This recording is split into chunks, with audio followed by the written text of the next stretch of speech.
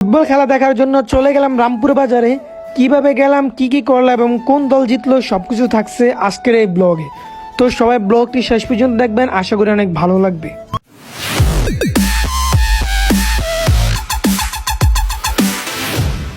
আসসালামু আলাইকুম এভরিওয়ান, কেমন আছেন সবাই? আশা করি সবাই অনেক ভালো আছেন।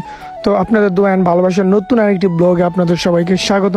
তো আজকে আমরা চলে যেতেছি রামপুর বাজারে, ওখানে দীর্ঘদিন ধরে ফুটবল খেলা চলতেছে। তো সেটার আজকে কোয়ার্টার ফাইনাল। তো কোয়ার্টার ফাইনাল দেখার জন্য আমরা বাড়ি থেকে বের হয়ে গেছি, রামপুরের উদ্দেশ্যে রওনা দেবো। আর আমার সাথে যাবে কাইয়ুম এবং সানি ভাই। তো আমি সানি ভাইয়ের বাড়ির উদ্দেশ্যে রওনা দিচ্ছি, সানি ভাইয়ের কাছে যাবো, সানি ভাইকে নিব এবং কাইয়ুমকে নিয়ে আর কি আমরা রওনা দিব।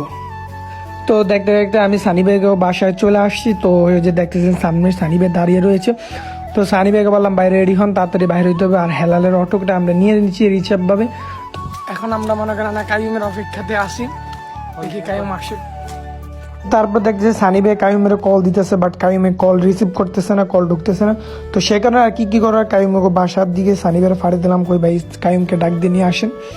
প্রায় 20 মিনিট যাবত এই জায়গায় দাঁড়িয়েছে, এখনো মাইয়াটা এখনো আসে মানে কাইয়ুম আর কি মেয়ে অ্যাক্টিং করে আর কি। সানি ভাইয়ের ফাড়িয়েছে, সানি ভাই আটকে গেছে, আল্লাহ মামুদ জানে করে কি করে। একদিন এটা হ্যাঁ গো ভাই ভিতরে আর কি থাকো বাসা খারি যে হেলালো খারি হয়েছে, আমি খারি যে ওই যে কুলাম মধ্যে অটো প্লাস হারুন ভাই খারি হয়েছি। কি একটা অবস্থা গাইস, মানে তারা এত অলস, মেয়ে মানুষ যেন অলস সেটা বাস্তব। এই যে মেকআপ করতে হয় ঠিক তেমনি আমাকে ভিডিওতে যেরকম কাইয়ুমে মানে না মেকআপ টেকআপ করে মেয়ে সাজে সবসময়, আসলে সে মেয়ে টাইপের আর কি, কিছুটা মেকআপ করে এই করে এই করে। ওই দেখ গরিব হাতে দিলে লাগে রাখছে, হাতে করে লেগেছে হাতে তো লাগে। সানি ভাই কিছু কর না, রিজা বাটা বাড়ি অটো ভিতরে এসি ঢুকাই দিয়েছে।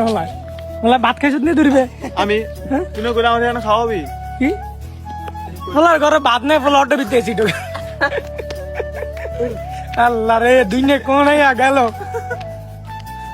তারপরে আমরা কথা কম বলে আমরা অটোর ভিতরে উঠে গেছি, যেহেতু খেলা আমাদেরকে দেখতে হবে, আর দেরিতে যাই তাহলে জায়গা পাওয়া যাবে না। আর এইসব টুর্নামেন্টে অনেক মানুষ হয়ে থাকে আর কি, বেশি মানুষ হয়, তো এই কারণে তাড়াতাড়ি আমরা রওনা দিয়ে দিচ্ছি আর কি রামপুরের উদ্দেশ্যে।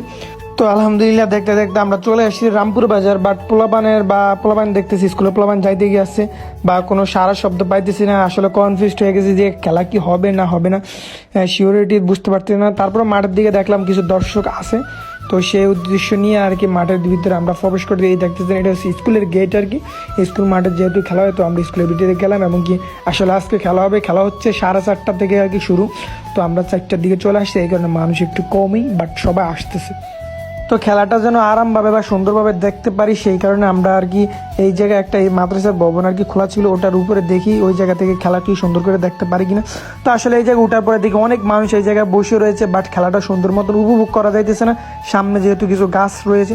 তো সেই কারণে এখান থেকে নেমে আমরা সরকারি ভবন, যে আমাদের সামনে যে ভবনটা দেখতেছে ওটার সামনে গিয়ে দাঁড়ালাম, যেহেতু ওখান থেকে মোটামুটি আলহামদুলিল্লাহ সুন্দর মতন খেলাটা দেখা যাবে।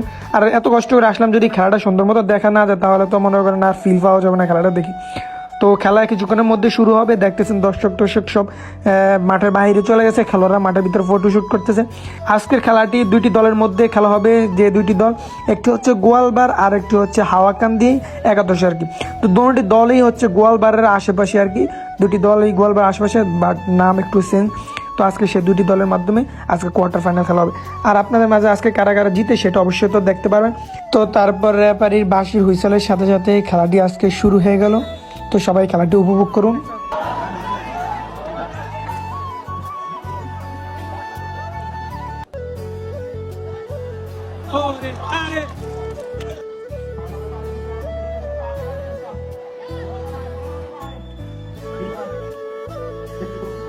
তো তারপরে খেলা 0-0 গোলে, দুটি দলে অনেক দুর্দান্ত হয়েছে। তো 0-0 গোলে হাফ টাইম হয়ে গেল।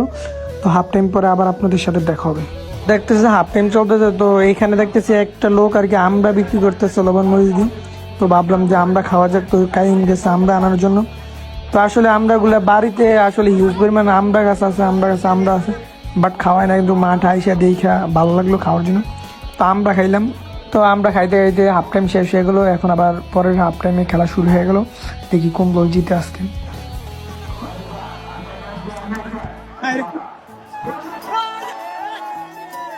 তো খেলার টাইম অলরেডি শেষ হয়ে গেছে, দুইটি দলের মধ্যে কোনোটি দলে একটিও গোল দিতে পারে না। তো সেই কারণে রেফারির সিদ্ধান্তে আজকে প্লান্টিক শুট হবে। তো দেখি দুটি দলের মধ্যে কোন দলটি প্লান্টিক শট দিয়ে আজকে ম্যাচটি উইন হতে পারে।